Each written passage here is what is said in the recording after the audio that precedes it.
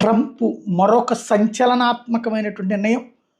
అది మనొక్కళ్ళ కోసం తీసుకోలేదు, ప్రపంచం అందరి కోసం తీసుకున్నాడు. కానీ మన వాళ్ళకే పెద్ద దెబ్బ. ఎందుకంటే మన వాళ్ళు ఇక్కడ చదువుతున్నప్పుడే అమెరికా వెళ్ళాలి, అక్కడ సెటిల్ అయిపోవాలి, ఆ పేద పెద్ద భవనాలు చూడాలి, అక్కడ ఆడమగ తేడా లేకుండా కో లివింగ్ చేయొచ్చు, ఒకే ఇంట్లో ఉండొచ్చు, నలుగురు ఐదుగురం కలిసేసి అక్కడ డాలర్లో సంపాదిస్తే ఇక్కడ కోటీశ్వరం అయిపోతాం, ఇక్కడ మంచి అమ్మాయిని చూసుకుని పెళ్లి చేసుకోవచ్చు, మంచి సంబంధాలు వస్తాయి అబ్బాయిలకి, అట్లాగే మంచి సంబంధాలు వస్తాయి అన్నటువంటిది అమ్మాయిలకి, కోటీశ్వరులు దొరుకుతారు అన్నటువంటిది అమ్మాయిలకి. ఇది ఒక ఓ రకంగా గత 10-15 ఏళ్ల నుంచి విపరీతమైనటువంటి స్టేజ్కి వెళ్ళిపోయింది భారతదేశంలో.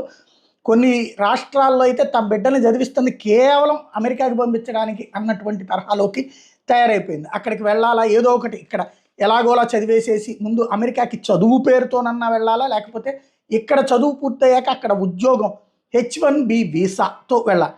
ఇప్పుడు ఆల్రెడీ